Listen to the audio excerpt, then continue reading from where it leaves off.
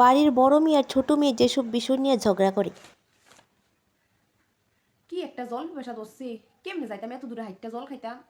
আমার পার্সোনাল কাজে লোকটা জানি কই। কি রে বনু, তোর বড় বোন একটু জল দিয়ে গেছে কষ্ট দিয়া। আমার আছে না ফাউডি ব্যথা করতেছিল, আমি হাইটটা যাইতে পারতাম না এত দূর, একটু দিয়া যাস না প্লিজ।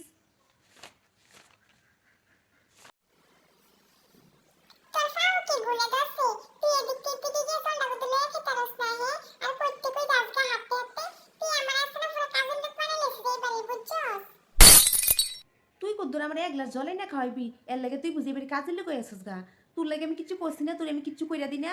হ্যাঁ, তোর আমি কত হেল্প কইরা দিই, তোর চুল বাইন্দা দিই, তোর চোখের মধ্যে কাজল দিয়ে দিই, লিপস্টিক পরা দিই, কত কঠিন কঠিন কাজ দি করি। আর তুই আমার লাগে এর দূরা সহজ কাজ করতে না।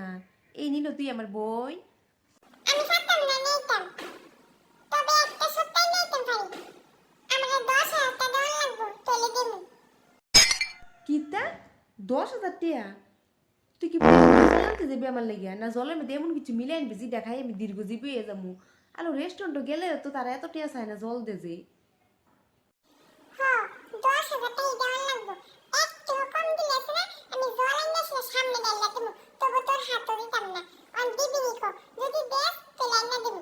তোর আছে না নরকে ওঠাই হইতো না, তুই যে ফাপ কর্মে লিপ্ত হইছস।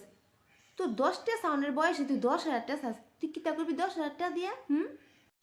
তোর কাছে এত খবর কোন লাভ, আমি কিতাব রুম টাকা দিয়ে শুন। আমি এখন বড় হইছি, আমার বয়স 10 বছর। তা আমার আছে না নিজের ব্যক্তিগত সব কিছু আমি কেউ লোকে শেয়ার করতাম না। তুই যেমন শেয়ার করিস তা আমিও করতাম না। অন্তত দিবি নি দে, তাহলে জলে না খাওয়া দিছি, নাহলে আছে না মরে গেল, জলে না দিতাম না। নাক টিপ দিলে দুধ বাড়িব মায়ের, মায়ের বলে আবার ব্যক্তিগত কথা আমারে কইতো না। তোর ব্যক্তিগত গিরি আছে না, আমি সুরাইলাম। কিতা করবি ক শুধু আমার তাড়াতাড়ি। ওই আমার বান্ধবী বড় বোনের বিয়ে, তো তার বিয়ের মধ্যে সবাই আছে না লেহেঙ্গা পরে দেবো। তা আমিও ভাবছি লেহেঙ্গা পরে দেবো, এর লেগে 10,000 টাকা চাইছি তোর থেকে।